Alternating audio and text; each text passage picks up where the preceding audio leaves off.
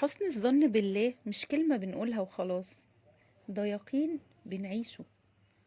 حسن الظن إنك تكون في أضيق اللحظات وقلبك لسه بيقول ربنا مش هيضيعني. حسن الظن بالله إنك وانت بتدعي تكون متأكد إن ربنا سمعك، وانت بتستنى تكون واثق إن التأخير مش حرمان، وانت بتتوجع تكون عارف إن ربنا أرحم بيك من نفسك. وربنا عز وجل قال في كتابه: بسم الله الرحمن الرحيم، إنه لا ييأس من روح الله إلا القوم الكافرون. صدق الله العظيم. وده معناه إن اليأس من رحمة ربنا صفة من صفات الكافرين، وإن حسن الظن بالله هو ده أصل الإيمان.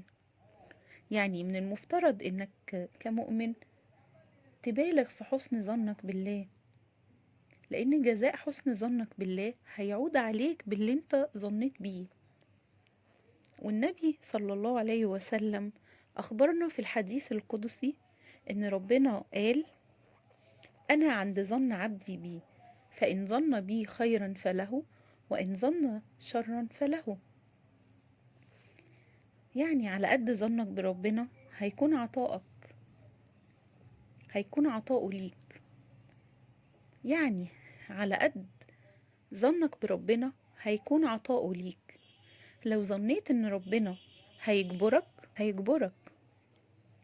ولو ظنيت إنه هيفرجها. كمان النبي صلى الله عليه وسلم أخبرنا في حديث شريف قال: لا يموتن أحدكم إلا وهو يحسن الظن بالله عز وجل. صدق رسول الله صلى الله عليه وسلم. وده معناه إنك لازم تثبت على حسن ظنك بالله مهما حصل ومهما اتأخرت الإجابة. يكون ظنك في الله خير، وتعيش عمرك كله باليقين ده. وصدقني ربنا ما بيخيبش عبد أحسن الظن بيه، وما بيكسرش قلب عبد علق أمله على ربنا، وما بيردش إيد اترفعت ليه بيقين. فاللهم ارزقنا حسن الظن بك في كل حال.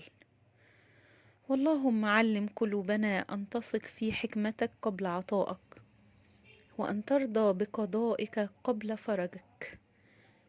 اللهم لا تجعل في قلوبنا شكا في رحمتك، ولا يأسا من كرمك، واجعلنا ممن قالوا حسبنا الله فنعم الوكيل.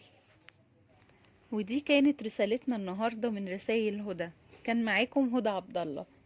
استنونا في رسالة جديدة. دمتم بخير.